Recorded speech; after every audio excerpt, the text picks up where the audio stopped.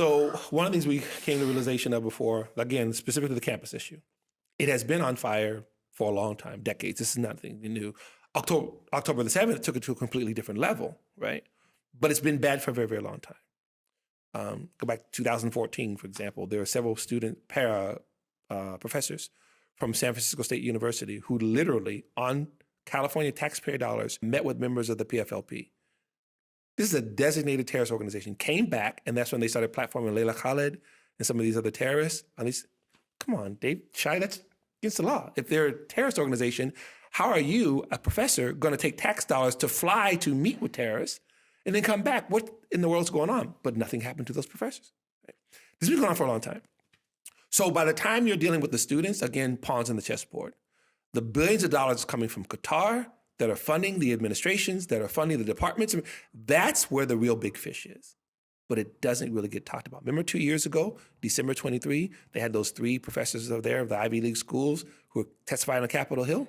And we told people then, this is a dog and pony show. They got upset with us. Oh, Dumisani, aren't you guys concerned? This is a good thing. I was like going, I'm not saying it's not a good thing. We need to talk about it. But said they're not going to do anything. They've known about this for a long time. And then 2 years later, what's happened? Nothing.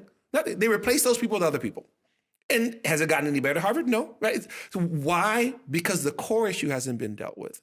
And the core issue is money. There's a lot of corruption that's actually there in place. Because if you're talking about billions of dollars coming into these departments, Saeb Erekat, the chief propagandist for Yasser Arafat, he was offered a position at Harvard after he retired from being the PLO spokesperson. I'm sitting there watching that. People are congratulating him. Both pro-Israel and anti-Israel. Oh, yeah, what a great statesman. I'm going, what? Did I miss something? Did somebody help me, right? This guy was helping sell all these genocidal things. Yasser Arafat was the muscle. This dude was standing in front of the cameras and lie about all the stuff that Israel was doing while the PLO was slaughtering Israelis. I'm going, so why is it a good thing that he's at the Kennedy School of blah, blah, blah at Harvard? I'm watching the game. So May 21, we tracked this. Our organization tracked this, Institute for Black Solidarity with Israel. We were tracking the college things and everything, right? May 21 was when Islamic Jihad fired 4,000 rockets into Israel. Remember that? About 1,200 of those rockets hit actually Palestinian territories. Arab Palestinians in Gaza were being killed by the rockets. The media didn't care. While that's happening, Israel's defending itself. Jews were being beat up in the streets then. I know Jewish friends in LA, their cafes being chased down the street in New York. This is before you get to October 7, 2023. When that happened, we had a staff meeting. And we said, we've crossed the Rubicon. The next flash between Gaza and Israel, we're going to have basically what we're having now. We didn't predict October the 7th. We weren't saying that at all. We were saying, but the next clash. I said, because the West and the United States have been so captured with this Islamist thing, this called the Red-Green Alliance, very, very far left, communist type of let's destroy America, coming together with this very Islamist let's destroy America from this perspective. Same thing happens in the United Nations. You got Russia, you have the Arab states coming together to vote against Israel and the United States, right? So we're really concerned with what we're seeing.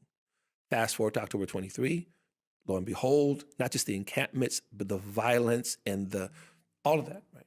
Our concern was that for a long time, the college issue has never really been taken seriously. And number one issue, we believe, is because of the money. There's too much money. There's a lot of, mouth talking about it, right? I say, okay, but unless we're going to do things like designate Qatar, which is the seat of the Muslim Brotherhood, right?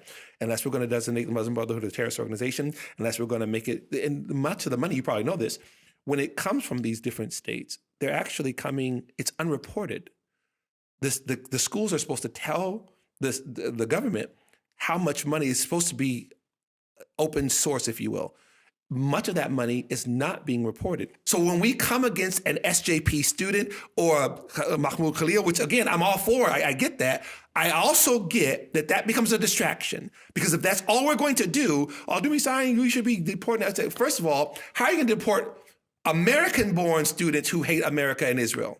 What are you going to do with them? Born in Topeka, Kansas, where's they going to go, right? So that's the first thing. You're dealing with foreign-born students, but what about the students who are also there burning American flags and coming against the Jewish people that are born and raised here? You don't even have a plan for that. How are you going to stop this indoctrination? And what does it look like when we're still friends with Qatar or when Turkey, who's also a bad actor, is part of NATO? What kind of message are we sending as Western leaders that we stand against this ideology, but we work with the people who are producing the ideology?